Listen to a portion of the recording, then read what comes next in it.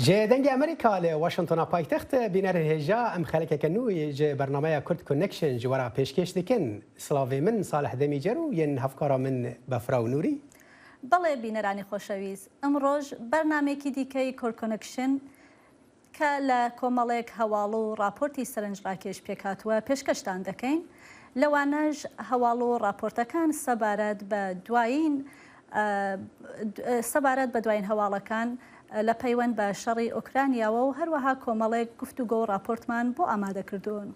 ام هر وها بحث جزای زندان کرنا حتی خیرخواز عثمان کاوالا لترکیه دکنو ما پیامه که بیروز کرنه جی ده 3 سالیا بشه کردی ده هیا.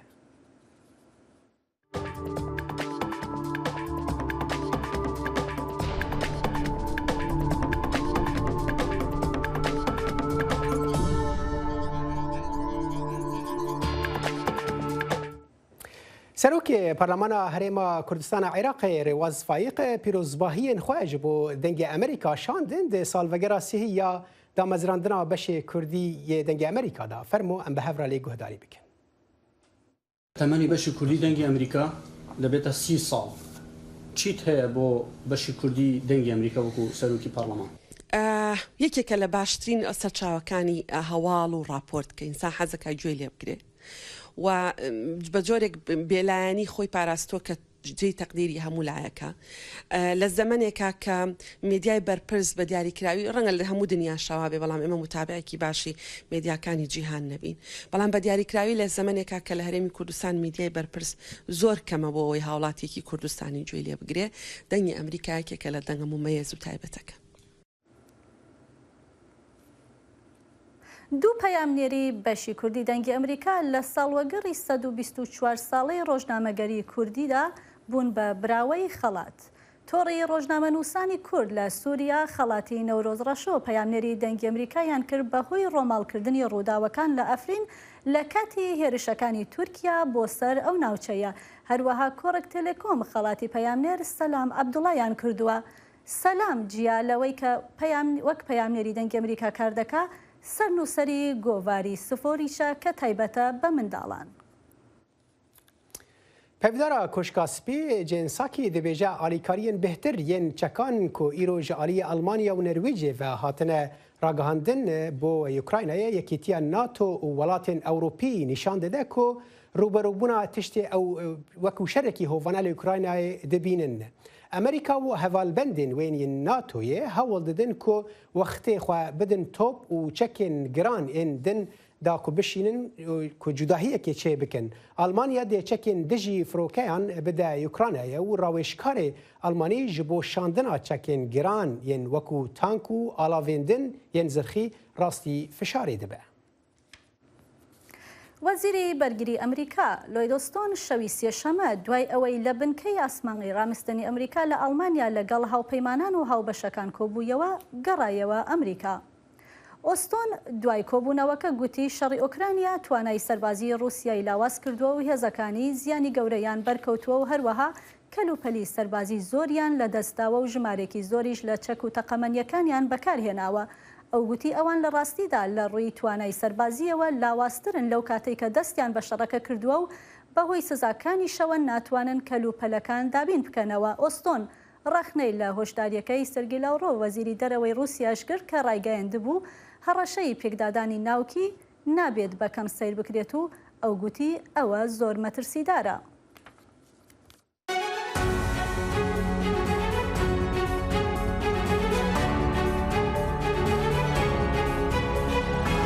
چاوی واشنطن بەرنامەیەکی هەفتانەیە لە بەشی کوردی دەنگی ئەمریکاوە ئامادە و پێشکەش دەکرێت. من بەڵێن ساڵح هەموو ڕۆژانێکی هەینی لەگەڵ پسپۆراندا تاوتوێی گەرموگورترین بابەتی ڕۆژ دەکەین لە پەیوەندی بە سیاسەتی دەرەوەی ئەمریکاوە. لەگەڵمان بن.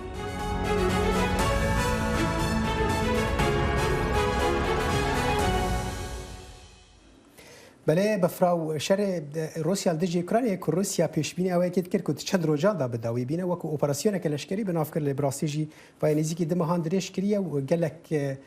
پیشبینی اولی که کن که زوزو بداوی نایه. بەڵێ ساڵح وەک دەزانی ئەمریکاش بەردەوامە لە یارمەتیەکانی بۆ ئوکرانیا. لە کاتێکدا رووسیا بەردەوامە لە هێرش و داگیرکاری ئۆکرانیا وەزیری بەرگری وەزیری دەرەوەی ئەمریکا لە گەشتێکدا سەردانێکی فیان کرد بۆ گەیاندنی پاکێجی نوێی یارمەتیەکانی ئەمریکا بۆ ئۆکرانیا و هەروەها لەگەڵ سەرۆکی ئەو وڵاتە ڤڵۆدیمیر زەڵەنسکی کۆبوونەوە. زانیاری زۆرتریش لەم راپۆرتەدا پێشکەشتان دەکرێت. جەک ئان دیپلۆماسی چمانە هەردوو ئەڤە یاکو هەردوو ئەندامên پایەبلندên rêveberiya Serok Joe Biden pêşkêşî Serokê Ukrayna Vladimir Zelenskî kirin di yêkem seredana xwe bo Kîyev ji dema destpêka şerî di dawiya meha Şibatê. Beriya civîna roja yekşembiyê Zelenskî hoşdarî da wan karbidestan ku destvalan neên û her wesa bû. Wezîrê Ewlehiyê Lloyd Austin ragihand ku $713 milyon harîkariya leşkerî ji bo Ukrayna û 15 hevalbend û hevkarên wê hatine terxankirin. û Wezîrê Derveyê Amerîka Antony Blinken got Amerîka wê balyozxaneya xwe ya girtî li Kîyev dîsan veke. Roja duşembiyê Biden got ku kandîdek helbijartiye ku niha li benda erêkirina Kongresê de ye. Сьогодні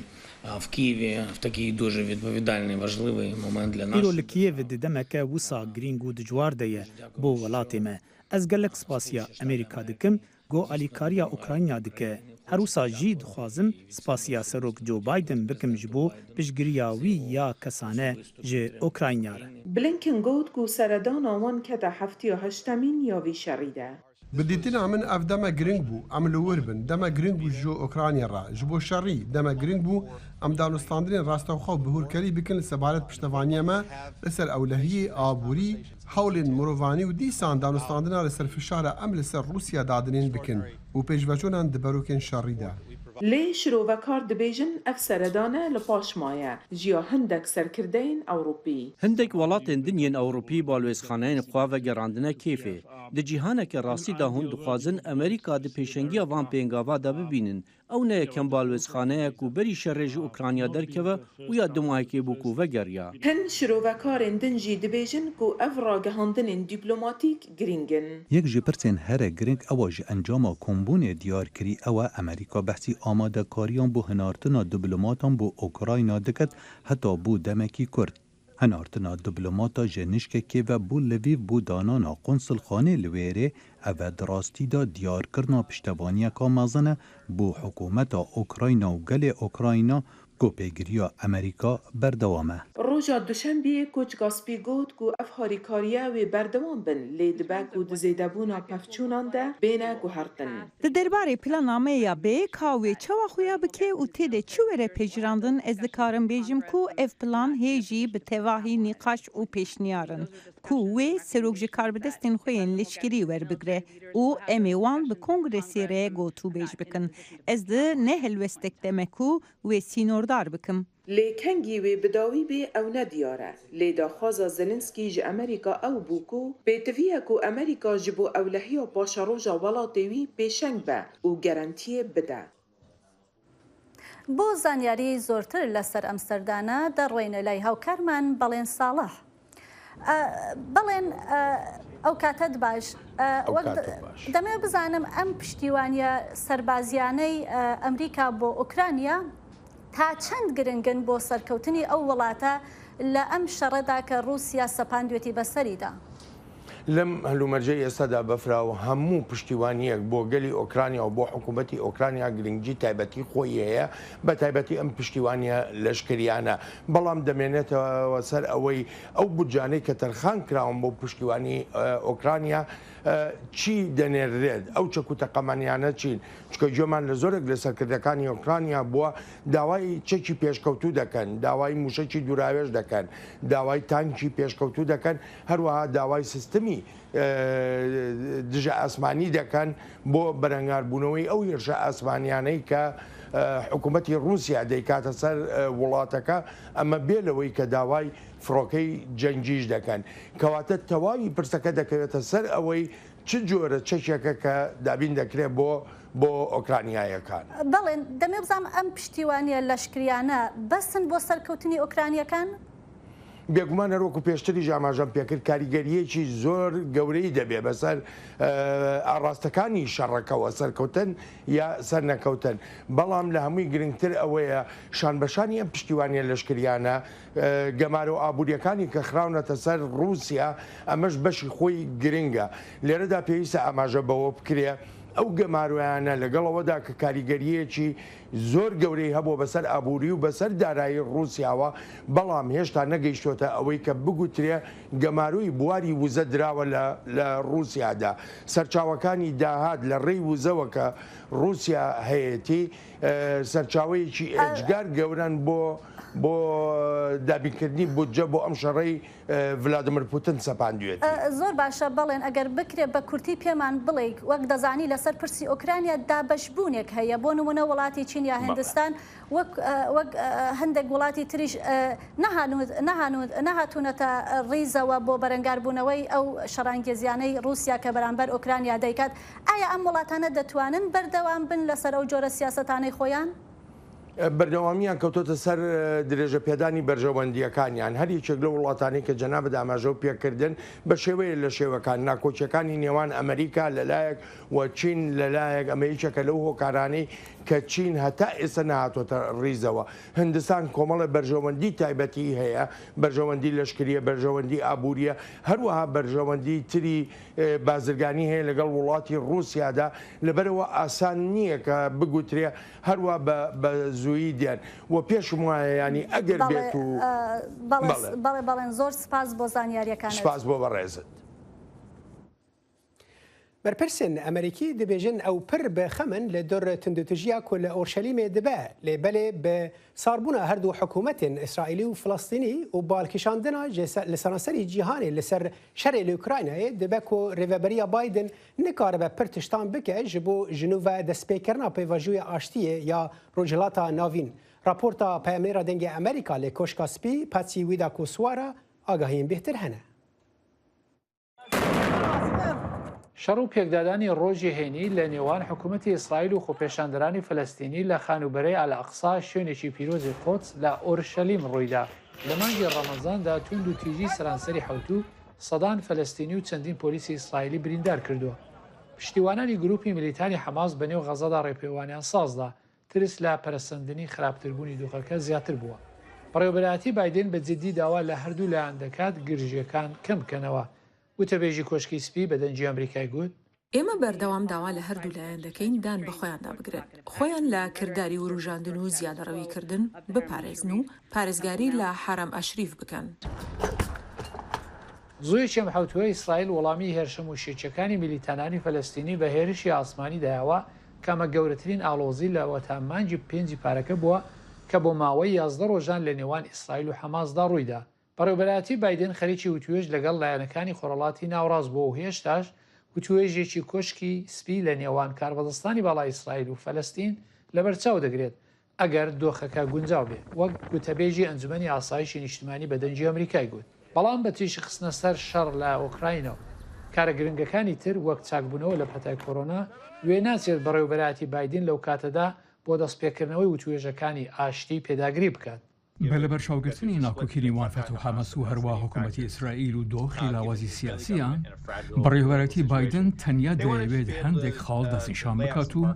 ئەو شتانە وەدەست بێنێت کە بەکردەوە دێنەدێ تا بە جێگەی ئەوەی بەڵێنیان پێ بدات وانیشان بدات کە جۆرە قۆراغێکی نوێی ئاشتی لە خۆراوڵاتی ناوەڕاستدا هەیە. ئەوەش گۆڕانێک لە بەرامبەر هەڵوێستی بەڕێوەبەرایەتی ترامپە کە جەختی لەسەر پەیماننامەی ئابراهام کرد واتە ڕێکەوتنەکانی ئاساییکردنەوەی نێوان ئیسرائیل و چەندین وڵاتی عەرەبی دراوسێ کە گوتی پێشەنجێک بەرەو ئاشتی خۆرهەڵاتی ناوەڕاستە سەرڕایەوەی فەلەستینیەکانی لە وتوێژدا بەشدار نەکرد. کاربەدەستانی باڵای وەزارەتی دەرەوە ئێستا خەریکی سەردان بۆ ئیسرائیل کەناری ڕۆژاوا ئۆردن و میسرن. لەو کاتی ئەوان لەوێن لەگەڵ کاربەدەستانی باڵا و توێژ دەکەن بۆ ئەوەی کۆتایی بە گرژەکان بهێن و هەروەها خولی توندوتیژی لە ئیسرائیل و کەناری ڕۆژئاوا و غەزاکەم بکەنەوە لە تەواوی سەردانەکەدا کە ئەرکی جێگری وەزیری دەرەوە بەجێ دەگەێنێت لەگەڵ جێگری هاوکاری وەزیر هادی عەمر دەبێت. بەڵام بنبەستی سیاسی لە نێو ڕێبەرایەتی فەلەستینی و حکوومەتی هاوبەندی سەرۆک وەزیری ئیسرائیل نەفتالی بێنێت لە ژێر هەڕەشەی دارماندایە ئەوەندەش کات نەماوە کە ئەمریکا بیکات لە دەمێکدا تونند و تیژی هەروە درێژەی هەیە. ناکۆکیان دناڤڕا ئیسرائیل و فلەستینیان دا نەیەن ئیرۆنە ئەو ڤەدیگەرن بە دەهان ساڵ بەرێ و ئەمریکا ژی هەر هەوڵ دایە کۆ چارەسەریەکێ ji هەردوو ئالیان ڕای ji وا ناکۆکیان را ببینە ji بۆ ئاگاهی بێتر divê derbarêda niha hevkarê min dexîlê şemo bimiraye dem baş dexîl Amerîka û rêveberiya Biden niha çawa nêzîkî van girjî û aloziyên di navbera İsraîlî û Filastîniyan da dibin. بکورتی ئەو هەوڵ بدەک و گرژی نەگەها ڕادەیەک و شەڕێکی مازن چێبەوک و چەند ساڵی ڕابردوومە بیسەر چەند ساڵە جارێکی شەڕێکی مازن درێنبەرە ئیسرائیلی و فلستینیاندا ڕوو دەب تایبەت حماس و حزب الله و عێریشی ئیسرائیلی دکن ئەڤە باوەڕیا داویەک و هەوڵ بدن شەڕێکی مازن نەبە. لێک و ڕێڤەبەریا بادن سەنگیا خوا هەمووی دەینە سەر هەندێک و کێشەیە فلستینی ئیسرائیلی نەها چارەسەر بە ئەس باوەڕ ناکەم ئەو سەنگی وێ هەبەت ژبەر چەند ئەگەران یەکژی ئەف مەسەلا شەڕی ئوکراینە هەموو نەها حکومەتە بایدن مژولی وەیە یعنی پرسێک جیهانی مەزنە کێشەیەک جیهانی مەزنە سەنگی لەسەر وەیە یا دواژی لە ئەمریکا نەها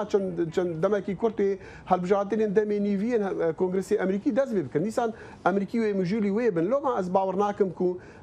گەلک سەنگی بکەفتە سەر مەسەلا ئیسرائیل و فلستینیان باشە دەخیل ئەم دەزانین کو ئەف پرسکرێک وەکمە گوتی نە پرسکرێکە ئیرۆ دۆها بە دەهان ساڵ داڤێرا فلستینی و ئیسرائیلان دەبە ئەمریکا چه حاضری چه تشتێکی چارەسەریەکە حاضر ji بۆ هەردوو ئالیان هەیە کۆ هەردووان ژی رازی بکە دە هەمان دەمدە.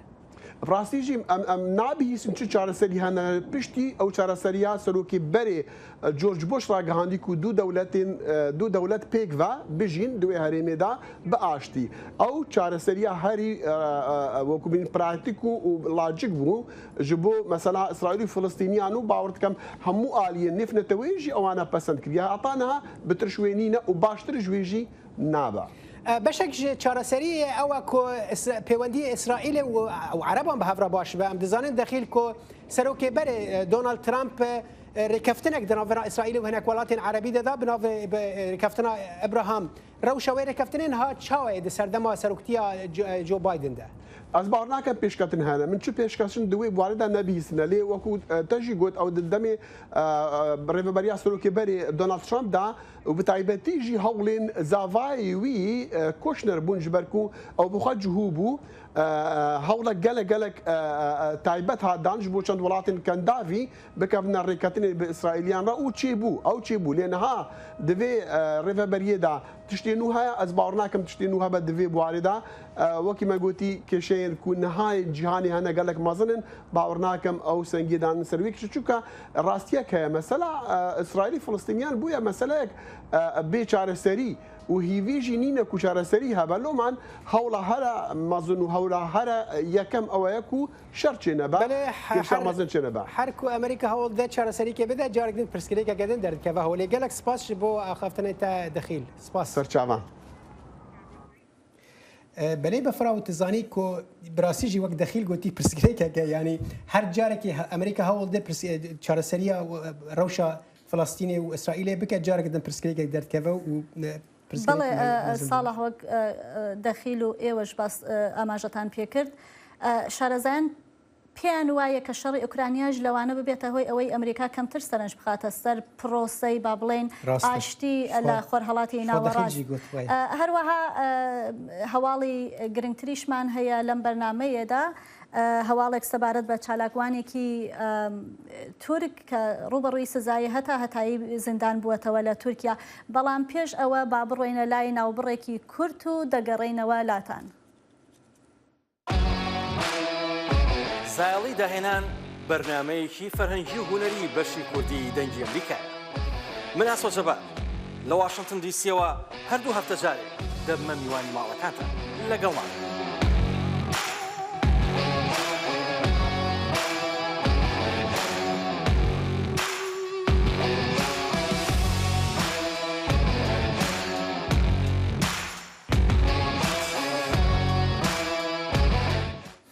بەێ بەفراو هەر وەکتەژی بەری ناڤێتە گوت ینی ترکیە ئەمە بچن ترکیە کۆ براستی دۆسەیە کاڤالە هەنێکی بەحسە ئەم بێژن بالا ڕاگەهاندنا جیهانیژی کیشان دەسەرخۆیان دوێ دەربارەی هەنێکی بەحس بکەن هەنێک تشت پێشکەشکەنجی. بەڵێ وەک دەزانی ساڵح شارەزایەن دەڵێن کە ئەو دادگایە نیازی سیاسی لەوانەیە لە پشتۆ بێت و با بڵێن بە جۆرێک لە جۆرەکان سەرکۆنەی ئەو بڕیاری دادگایان کردووە.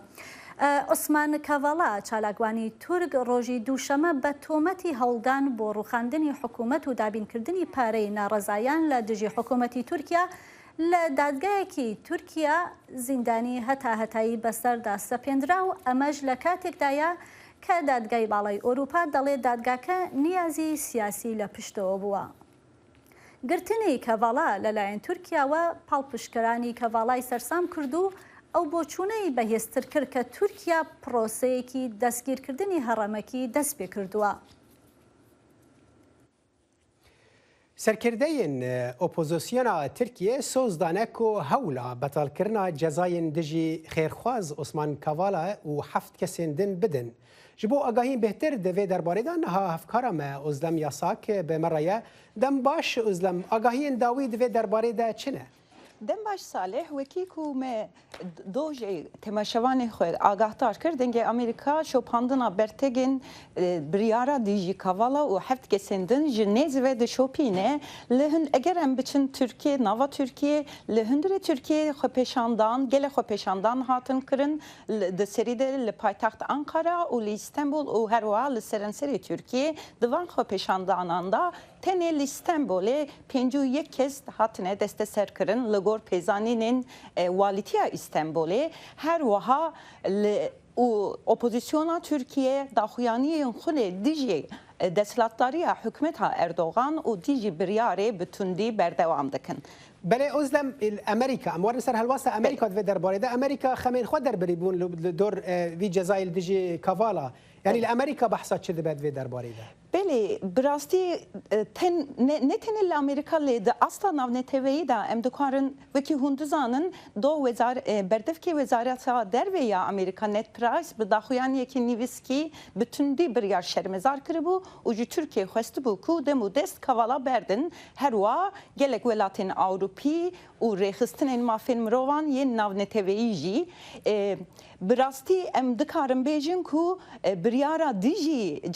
biryara cezakirina Kavala bandorê li ser siyaseta navxwe ya Amerîka jî dike wek dengê Amerîka me bi di çavkaniyên çavkaniya ran peyviya pisporên peywendiyên ser Tirkiye û ser Tirkiye wan gotin ku tevî ku naveroka Price gelek xurt bû lê dîsa jî têr nake her wa çavkaniya ku me ev berdeka îro hûsa nîşanda senatörê demokrat û Belê Özlem yani em dizanin anha girjî û nakokî bilindin wekte jî got ser asta Amerîka Tirkiye navnetewî Amerîka hewla dîplomasî kiriye divê derbarê de gelo pêşbîniya wekê dibin ku berpirsên Amerîkî û Tirkiye di van demê nêzîk de kom bibin bi hev re? Belê bi rastî 18 Nîsanê da Wezîrê Karê Derveyê Tirkiye Mevlût Çavuşoğlu ragihandibû ku ew ê 18 Gulanê de were serdana Washingtonê bike pişra jî Wezareta Karê Derve ya Amerîka ev daxuyaniya Çavuşoğlu pişras kiribû lê çavkaniya ku me bi do têkilî daniye ji Wezareta Derveyê Amerîka ku nexwest navê xwe eşkere bike got ku gelek piştî biryara Kavala bi taybet gelek givaştinên ji civartên sivîliyên Amerîkî hene ku ev her hale ew lê bes komelên civîk nikarin sivîl nikan çekî bikin gelek givaştin û daxwaz hikûmetê hebe xala te zelal bû gelek spas gelek spas dikin. چوار ئاسمانەوان ڕۆژی چوارشەمە پێشڕۆیشتن بۆ وێستگەی وڵای نێودەوڵەتی سواری کەپسولی دراگۆن لەسەر موشکی فالکۆن 9 دەبن. ئاسمانوانانی ناسا کلت گرین و جەسیکا واتسۆن و ڕۆبرت هێنس و ئاسمانوانی ئاژانسی ئۆروپا سامانتا کریستۆفۆرتی دەڕوەنە وێستگەی وڵای نێودەوڵەتی. هەڵدانەکە لە فلۆریدا دەبێت و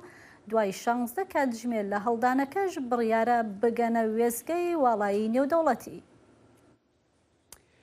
ایلان ماسک کسی هری مالدار لی جهانه و خودی کمپانیا اتومبیلین الکتریک تسلا و هنه کمپانیین دن دبا خودی تویتر جی پشتی کوی به 44 میلیارد دلار او کری ماسک گوته بو به ویسته تویتر به کمپانیه که تایبت داکوکار به باوری لگل بکارهنرین خو آوا بکه دواری آزادیا در برینی دا پشتی کرینا ویا تویتر گلک پرس لدور سبروجا تویتر و گوهرتنن کو ده ببن درکتن پیش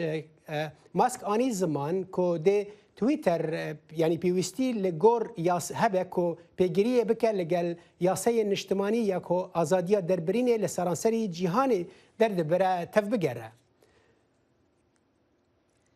جبو شیروکرنا و مجارین ها دلشاد عثمان شارزای اولکاریا انترنت بریا سکایپ جه ورجینیا بمرایه دم باش ما مستدلشاد تو دبیجی کرینا ایلون ماسک یا تویتر و چگو هرتنه ده تویتر ده بکه دم باش جوره انا ایلون ماسک 2017 قلت كيفاي قالك تويتر تي وتخوازي تويتر بكري ايلون ماسك كسكا جو يعني شارزاي ايكونوميه شارزاي ساينس ليفلي بارتشيك جي هي علي سياسي او دخوازي جو بالانس هبدنا برا تشوب وراست تناسكر وتما جو تي اخفتنا وقوتي ازاد او دخوازي او باورياي نايجو political correctness يعني جي مثلا hate speech باورياي بيناي او يا قلكي بالي راستا دما قوتي سر اخفتنا ازاد او دخوازي تويتر بمين فكري لي جوهرتنا جو او دخوازي تي كده براستي او نظاني انه مثلا نتني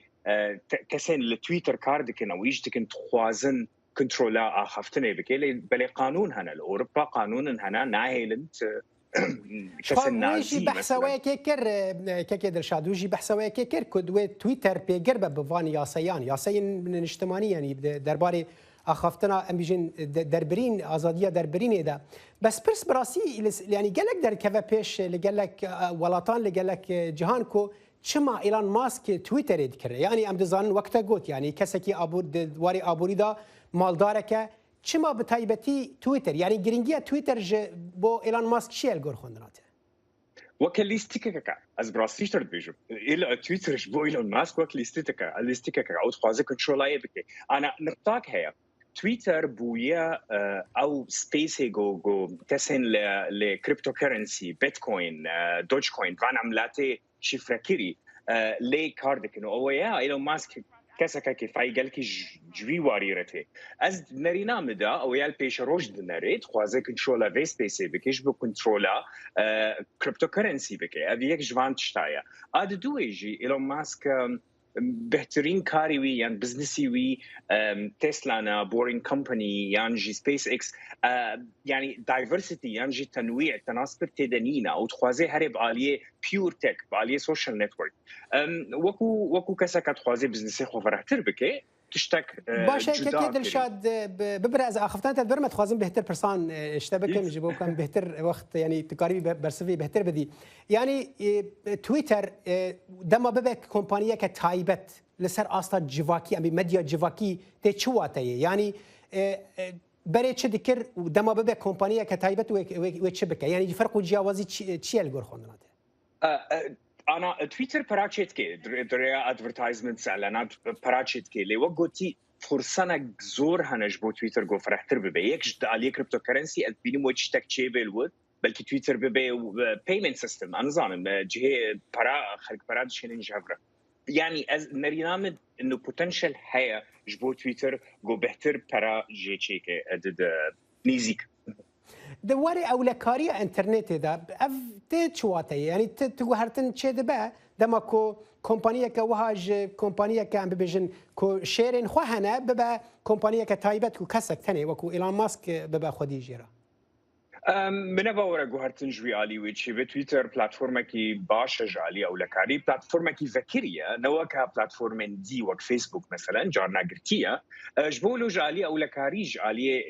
كارمندا زنابين بتو غهرتن ويتشي دلشاد سروكي بري دونالد ترامب كو تويتر او قد خكر بناديش او بلاتفورما خو يعني بلاتفورم بكاربينا انها تبي غوتبوجي كو او يا قالكي نا بلاناك كل سر تويتر فغرا هناك اخافتن تي غوتن كو رنجا ئیلان ماسک بهێ لە ترامپ ڤەگەرە چ دەبێژیت وێ دەربارەیدا ترامپ دەرکات و گوت کو ez naxwazim vegerim Twitter divê vir em tişkî nas bikin nu Trump dema got wî derxistin ji Facebook û Twitter çû platforma xwe çêkirin avê Truth ew jî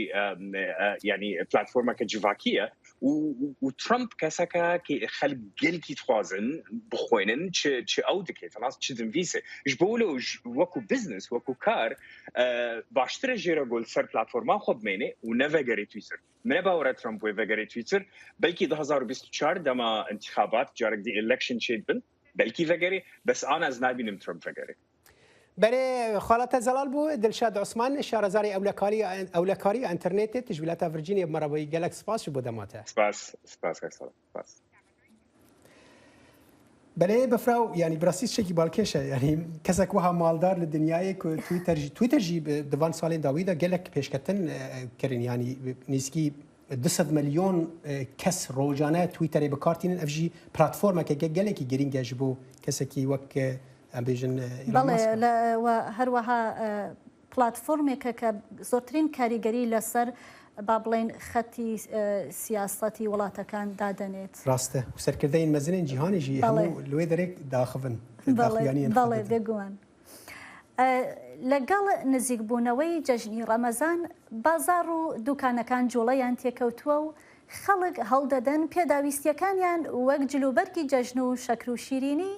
لە بازارەکاندا بکڕن بەڵام هەندێک لە خاوەن پیشە و دوکاندارەکان دەڵێن بەهۆی گرانیەوە خەڵک کەمتر دەتوانن شت بکڕن و پێداویستیەکانیان دابین بکەن پەیامنێری دەنگی ئەمریکا زانا ئۆماری راپۆرتێکی لەم بارەیەوە بۆ ئامادەکردوون کە پێشکەشتان دەکرێت تەفگەرە بازارە قامشلۆ بەری چەند ڕۆژانجی جەژنێ ڕۆژ بڕۆژ خورتر دەبە خەڵکن قامشلۆ ئامادەکاریین ڕۆژا جەژنێ دکن کەریما براهیم گازنان ji buhabûna pêdiviyên cejnê weke şekir şêranî kulîçe û cil û bergê zarokan dike والله بهاي اسعار بهانه وايه فقير زحمه الجوار وقت ما ايمن فقير زحمته وقيت الحمد لله بس قاكي زحمته انا بس لو كنت الثاني دست حظر يعني ب $6 زمان تبي تشكروا وشكنوا كل شيء من اسم مشينا كل شركه حصاد شيء كما مشينا كلفه تنين بازرگانێکی جل و بەرگان لە قامشلۆیە تەکەس دکە گۆ ji ber kirîn û firotin bûye bi dolar ketina nirxê leyreya Sûrî dibe sedema got nirxê kelûpelan buha be. Li gorî wî bazirganî rewş bi giştî aloz e û krîzeke aborî li ser asta cîhanê heye. Lê nayê wê wateyê got firoşkar nirxê kelûpelan cil û bergan 2 qat û 3 qat bilind bikin. بلا قطعة خيو حزاورة كسرها بي بس نمعناتها بينا قطعة بنطلون فاضة حزاورة بفرش بشيس حزاري اف نابه كليه نابه اف كليه نابه فعلا ولو في بلدي بعد دكان اغلب دكان شاوايه بازرگانên şekir û şêraniyê jî dibêjin îsal nirxê hemû cureyên şekir jî ji jîdera xwe bûhane elwan nemo firoşkarê şekir e û şêraniyê dibêje kargehên Şam û Helebê dest bi berhemdana şekir kirine gelek cureyên şekir ji her du bajaran digihêjin Qamişloyê بالنسبة لأصنافي ديافرة أصناف قلك هنا بس أسعار قلك بهنا أري والله قسمك جيش مصدر أي سوري إي صار ريجر تيجي ودورافيتش تيجي هيا يعني مصرف قلك ليشو وبضاعات هيا بس بهايا إيه جوبري مثلا مجموع 10 كيلوات بويا 5 كيلو يعني استهلاك بقرايا نص القيمة أري أو جد تشيا فرقات سعرية جبر سعرية تكلفي يعني حيلا ضيافك عادي صد هزار صدو بينجي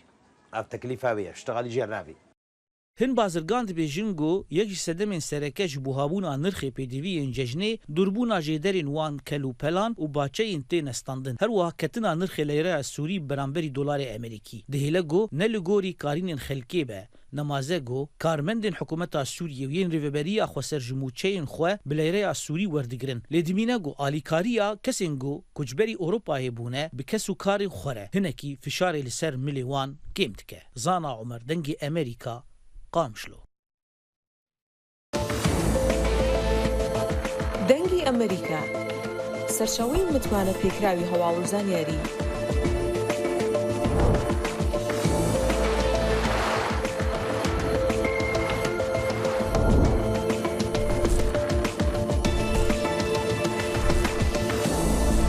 لە ماڵپەڕ و تۆڕە کۆمەڵایەتیەکانی دەنگی ئەمریکاوە ئاگاداری هەواڵ و گۆڕانکاریەکانی جیهان بە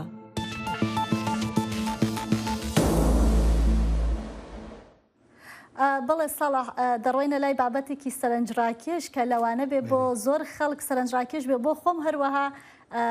چونکە زیانێکی زۆرم لێ بینیوە ئەویش کریپتۆکرانسیە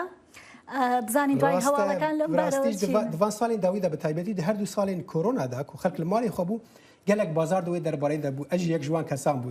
salekê de min qezanc kir pişra min tiştê min qezanc kirî hemû ji destan û hinek ji perê xwe jî min ji min ta îsta qazancim nekirdiwe ziyan her hal bara binêr bizanî ka kriptokaransî çi ye kriptokaransî diraveke dijîtal e ku ji hêla kriptografî ve tê ewlekkirin ne pêkan e ku were sextekirin jî yan jî dubare xerçkirin gelek diravên kripto toreyên nenavendî ne ku li ser bingeha teknolojiya blockchain kar dikin ku ji hêla bijin tor blokekî yan jî tor glokeke cuda ya kompîteran têne bicihkirin. Taybetmendiyeke vê diyar heye ku yan diravên kripto ew ku bi gelemperî ji hêla tu desthilatdariyeke navendî ve nayê derxistin yan jî kontrol ji aliyê wan ve nayê kirin. Cryptocurrency Bitcoin, Ethereum, Dogecoin, Litecoin, Tether هەموو ئەمانە مانایان چین و بۆچی پێیان دەگوترێت کریپتۆکەرنسی بەگشتی وشەی کریپتۆکەرنسی واتە دراوی دیجیتاڵی تەشفیرکراو کە لەسەر سیستەمی بلۆکچین کار دەکەن کەواتە با بزانین بلۆکچین واتای چییە؟ بلۆکچین سیستەمێکی ئەلکترۆنی ئینتەرنێتە کە هیچ حکوومەتێک یاخود بانکێک و کۆمپانیایەک خاوەندارەتی ناکات پشت دەبەستێت بە کەسانێکی بێلایەن کە کاری ماینینگ دەکەن لەسەر کۆمپیوتەرەکانیان و بڕێک دراوی ئەلکترۆنی وەکو پاداشتی کارەکەیان وەردەگرن کریپتۆکەرنسی بەگشتی ئامانجی دروستکردنیان بۆ جێگرتنەوەی پارەی تەقلیدی دەگەڕێتەوە وەکو دۆلار و یۆرۆ و پارە جیاوازەکانی وڵاتانی تر لە سەرەتای دروستبوونیەوە لە ساڵی 2009 تاکو ئێستا لە کەم وڵاتی جیهان بە یاسا ڕێکخراوە هەر لەبەر ئەو هۆکارەش نرخەکانیان ناجەگیرە و بەرزبوونەوە و دابەزینی زۆر بەخۆیەوە دەبینێت بەڵام لەگەڵەوەشدا ئەگەر بیتکۆین وەکو نمونە وەربگرین نرخەکەی بەرزبوونەوەیەکی بەرچاوی بەخۆیەوە بینیوە کە لە ماوەی 13 ساڵی تەمەنیدا لە تەنها $1 گەیشتە نزیکەی $70,000 لە ئێستادا وڵاتێکی وەکو ئێلسالڤەدۆر لە 100 پشت بە بیتکۆین دەبەستێت و تەنها بە بیتکۆین موچەی هەموو کارمەندانی حکوومەتەکەی دابەش دەکات سەرۆکی وڵاتەکە نایب بووکەڵی وەکو لایەنگرێکی سەختی بیتکۆین خۆی نیشان دەدات هۆکاری سەرەکی ئەوەی کە خەڵک و کۆمپانیا و گروپ و تەنانەت دەوڵەتانیش چاویان لەو دراوە ئەلکترۆنیانەیە ئەوەیە کە سیستەمی بلۆکچین گواستنەوەی پارە تێدا چاودێری ناکرێت و هیچ کەس و دەوڵەتێک نازانێت واڵەتەکان یاخود جزدانەکانی پارە خاوەنداریان کێیە و بۆ کێ دەگەڕێتەوە ئەمەش وای کردووە کە چەندین کۆمپانیا و گروپ بۆ کاری نایاسایی بەکاری بێنن و دەیان کۆمپانیا بە ناوی دروستکردنی پارەی خێراوە لە سەرانسەری جیهان سەتان هەزار خەڵک هەڵبخەڵەتێن و پارەکانیان بخۆن وەنکۆین یەکێک بوو لەو فێڵانە کە لە ساڵی 2014 دەستی پێکرد و لە ساڵی 2017 بە ترادیژیای ملیۆنان کەس کۆتایی هات زیاتر لە 3 ملیۆن وەبەرهێنە لە سەرانسەری جیهانەوە بەشداریان تێدا کرد و داهاتی کۆمپانیاکە گەیشتە نزیکەی $15 ملیارد ڕوجا ئیگنەتۆڤا خاوەنی کۆمپانیاکە بوو کە لە دەیان سیمینار و کۆبوونەوەدا بەشداری دەکرد و بەڵێنی بەوە بەرهێنانی دەدات کە بیان کات بە ملیۆنێر و دواتریش ملیاردێر We will write history and the cryptocurrency community will have to rewrite philosophy. ئێمە لێرەدا داهاتوو دەنووسینەوە ئێمە بەهێزترین و گەورەترین گروپین لە جیهان فەلسفەی پارە ئێمە دایدەڕێژین ئەگەر ئەمڕۆ بەشداری وین کۆینست کردووە ئەوە سبەی دەبین بە ملیۆن لێر ئێمە جیهان دەگۆڕین سەتان و هەزاران کەس بە قسە و دەرکەوتنەکانی هەڵخەڵەتان تاوەکو لە مانگی 11 2017 بە شێوەیەکی سەرسوڕهێنەر ون بوو لەو کاتەوە تاکو ئێستا هیچ کەس و لایەنێک نازانێت ڕۆژات چی بەسەر هاتوو لەکوێیە لە زۆربەی وڵاتانی تری جیهان هەمان سیناریۆ بە شێوازی جیاواز دووبارە بوونەوە لە تورکیا و ئەڵمانیا و رووسیا و کەنەدا $100 ملیۆن وەبەرهێنەران لە ناوچوون لە هەرێمی کوردستانیش کەسێک کە ڕۆژانێک هەمومان گوێبیستی ناوی دەبووین لە ناکاو ئیفلاسبوونی خۆی ڕاگەیاند و دەستگیر کرا پارەی سەدان کەسی خوارد و ئەنجامەکەی کونجی زیندان بوو هەڵشۆی ئەو گەنجەی ناوچەی پشدەر بوو کە پارە و کەلوپەری لە خەڵک وەردەگرت و دەیکرد بە کاش. لە بەرامبەردا لە ماوەیەکی دیاریکراودا قازانجێکی بە خاوەن قەرزدەرەکە دەدا. سلێمانە شۆی دانیشت وە گوێرەیە بۆ خۆی سەرۆک حکومەت و هیتلێری پشدەرەیە. بە گوێرەی زانیاریەکانی دەنگی ئەمریکا سلێمان هەڵشۆیی کە بە پۆلیسی ڕاپەڕێنی ڕاگەاندووە پارەکانی لە واڵەتێکی بیتکۆیندا داناوە و قازانجەکانی لەوێوە هاتوون. بەڵام واڵەتەکەی یاخود جزدانی پارەکەی هاکراوە و هیچ کۆنتترۆلێکی بەسەرەوە نەماوە کە نزیکەی 30 ملیۆن دلاری خەڵکی تێدا بوو. لە کۆتایی ساڵی ڕابردوو سەرۆک بایدن داوای لە کۆنگرێس کرد کە کۆمەڵێک پێشنیاری بۆ بخەنە ڕوو تاکو بە یاسا ئاڵوگۆڵی کریپتۆکۆرنسی ڕێک بخات و چیتر پارەی خەڵک نەفەوتێت. لێنای تەمەن 7 ساڵ دوای جێهێشتنی قوتابخانەی لە ئیستادا ڕۆژانە ڕاهێنانی ئەسپسواری دەکات لەگەڵ باوکیدا و دەچێت بۆ ئەسپسواری ئەو دەڵێ ئەسپەکەی خۆش دەوێت و بەباشی ئاگای لێ دەبێت. هاوکارم ئەحمەد زێباری پەیامنێری دەنگی ئەمریکا راپۆرتێکتان لەم بارەیەوە پێشکەش دەکات.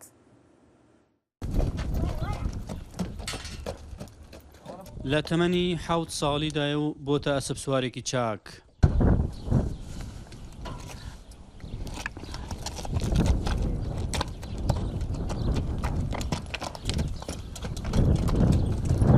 لەنیا دوای گەڕانەوەی لە قوتابخانە دەچێتە لای ئەسپەکان و چاوەڕێی باوکی دەکات تا ئەویش لە کار و کاسبی بگەڕێتەوە و پێکەوە ئەسپەکان ئامادە دەکەن و دەچنە دەرەوەی گوندەکەیان بۆ مەشق و ڕاهێنان.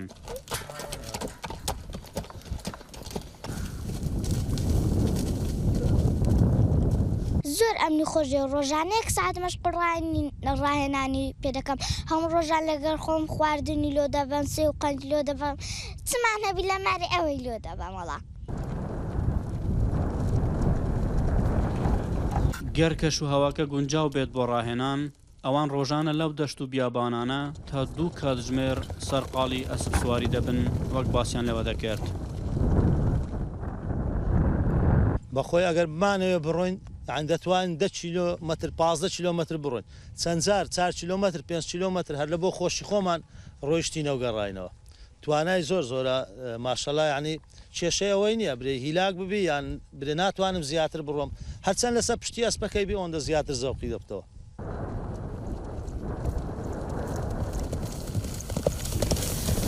لە نییە ئاواتە خوازە ڕۆژێک لە ڕۆژان بەشداری لە پێشبڕکەیەکی نێودەوڵەتیدا بکات لە بواری ئەسپسواری، بەڵام تا ئێستا دەرفەتی بۆ ناڕەخساوە. حەز دەکەم ڕۆژێکدا بێ بچمە دەرەوە وڵات لە بەشداری بکەم لە پێشبڕچێکی گەورە لۆ ئەوەی پێشبڕچێ بکەم بە شانازیەوە بەس یەکێک نییە لە تەمەنی خۆمدا بیتن پێشبڕچێ لەگەر بکەم. زۆر حەز دەکەم ڕۆژێکدا بێتن لەگەر یەکێک بیتن لە تەمەنی خۆمدا بیتم پێشبڕچێ لەگەر.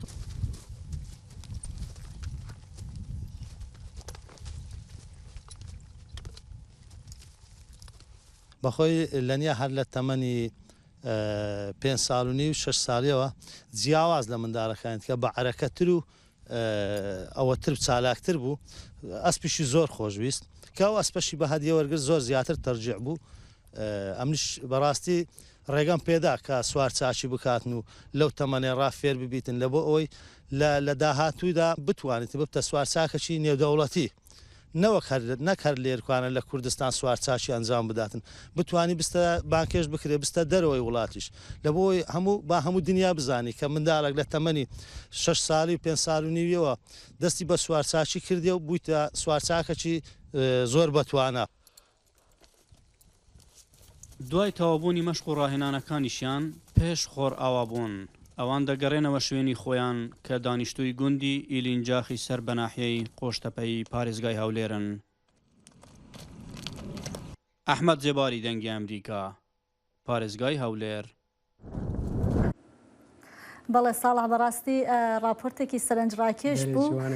بە تایبەتی ئەسواری قورسە بە تایبەت بۆ منداڵێکی لەو تەمەنەیە زۆریش سەرنجڕاکێش و چێژبەخشە بەڕاستی ئەسپسواری. من بۆ خۆم ئەزمونێکم بووە لە ئەسپسواریە لە کاتێک لە ماوەیەک لە تورکیا ژیاوم تورکیا ناوچەیەکی هەیە بە ناوی کاپادۆکیا لەوێ ئەسپەکانی هەم بەناوبانگن هەم بۆ توریست و ئەوانە بۆ گەشتیارەکان کە دەڕوەنەوە ناوچەیە ئەسب سواری یەکێکە لەو سەرگەرمیانەکە بەڕاستی سەرگەرمیێکی چێژبەخشە. لە باکوور و وڵاتی سووریا ژین ها بڕاستیژی ینی بویە هەما بازرگانی یەک دوێ دەربارەی دەبێت سەرمانێن باش دکرین فرۆتەنا هەسپادەتینە بڕاستی ئێمە بخۆوەکو کەس تەجروبەیە من گەلێک ئێمە لەگەل هەسپان لەسکارم وێشترە بێژم تجربه من لەگەل کەران هەیە لە گوند ئەم بزارۆک بوون کەر لە جەمە بهتر هەبوون ئەو پێشبرک ئەو بە کەران چێ دەبوون ینی ئەو کەچە جوان کۆنات راپۆر دەدا بەحسەوەیەکی دیکە ئێمە زارۆکی جا بچووکێ کەران ئەو بوون سیپە بوون ما بسیپەیان ئەو تشت دەکردن هەر حال ئەوژی دۆستێ ژینگە هێنە بەڵێ کەر خزمەتێکی زۆریشی بە کۆمەڵگای کوردی کردووە بەڕاستی دەربارەی ژینگە دەژی لە ڕۆژهڵاتی ئێکوادۆر ڕژاندنان نفتەی گەیشتیە زەڤیەکە پاراستی یا خوازایی چەمێکی تێدا لێ دەرەی قرێش کردە و هەرێمەکە کەسک و مەزن یا پاراستی کومالێن جور بەجور یەن ئاژەڵێن پاراستی و ژێدەرێن ئاوێ یەن گرنگ دەحەوینە. چەم یەک ژە مەزنترین چەمێن لە ئەمەزۆنا ئێکوادۆرەیە. حکوومەت بە چاوێکی بچووک لە vê ڕژاندنێ دنێرە دە دەمەکێدا کۆ دەسەڵاتدارên ژینگەهێ wê وەکو ڕوودانێکە مەزن یا پێسبوونا ژینگەهێ بناو دکە. بهر ئەگەرێکێ بت ڕشتنا پەترولێ دناو دەریایە یان لەسەر ئەردەی کاریگەریە کاوێران کرد لەسەر سیستەمی ژینگەیە هەیە هەروەسا باندورێ لەسەر ژیانە مرۆڤان و ئابووریە وڵاتان دکرد. لەوێ داویە ڕشتنا پەترولێ لە ڕۆژهەڵاتە ئەکوادورێ گەهشتە دارستانên سروشتی و ڕووبارێک و ژێدەرێ ئاوا چەندین گوندایە پیس کرد. لەگۆر ویزارەتا ژینگەها ئێکوادورێ نزیکی 5 دونەمên daristana parastî ya siruştî ya baxçê niştimanî ya Kayambî Kûka yê pîzbûy diger roubarê Kûka. Baxça niştimanî nizîkî 400,000 dûnemên erdî bi xwe ve digirit. Ew cihê komeka ajelaya her wesa golên mezinên ava şirîn têdane û roubarek di nav da derbas dibit ku mezintirîn yeke li herêma Amazona Ekwadorê. Wizareta Jîngeha Ekwadorê bawer dikit qebareka mezina petrolê rijiya bit û bandorê li ser çavkaniyên jiyanê dikit. Petrolê crudo. Bûme eşkere bû rijyaneka mezin heye û em bawer dikin av pîs kirbîtin her wisa bandor li ser aliyên din jî kirbît. Baranên zor qayîm ax û kevir li devera nabo ya Rojhelata Ekwadorê herfandin û berekî mezin bi boriya petrola kompanya Olidex Dikordos Pasados nasyar bi OCP keftuşkand. Ne hikûmetê û ne kompanya OCP qebara petrola riştî diyarkirin lê deshilatdariya jîngehê dibêjin pîzbûneka mezin yê çêbûyî. Deshilatdariya Ekwadorê dibêjitin karmendên me çavdêriya 210 kilometran dikin û karî bû çareseriya bandora belavbûna hidrokarbonê û sugerkirina ava paqij bû xelkê deverê dike. Lê rêveberê cêbecêkirê kompanya OCP dibêjitin petrolê bandoreka biçûk li ser çavkaniyên avê kiriye. Ez bêjim em serkeftin û em şiyan piraniya petrola riştî vegerîneve. Em dizanin qebarekê kêm gihiştiye ser ava rûbaran. Kompanya OCP 450,000 bermîlên petrolê rojane ji Amazonê bo benderên li ser Okyanusa Pasifîk vedguhêzit. Ew xwe berpirs bû çareserkirina pirsa jîngehê dibînin.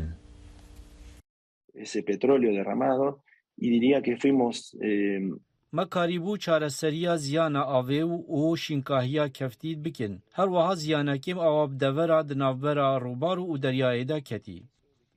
Li meha 5 sala 2020 û li heman deverê xişîna erdê boriyên petrolê şikandibûn û 15,000 bermîlên petrolê di nav sê rûbarên Amazonê belav bibûn û ziyaneka mezin gihande gundên li ser rûbarî. Rêxistiyên jîngehiyên nehikûmî û xelkê deverê daxwaza zanyariyên zêdetir ji hikûmetê dikin. Yeketiya netewên herêma Amazona Ekwadorê daxwaza zanyariyan li ser kirdarên çareserkirinê digel hewlên gihandina av û xwarinê bû xelkê deverê diket.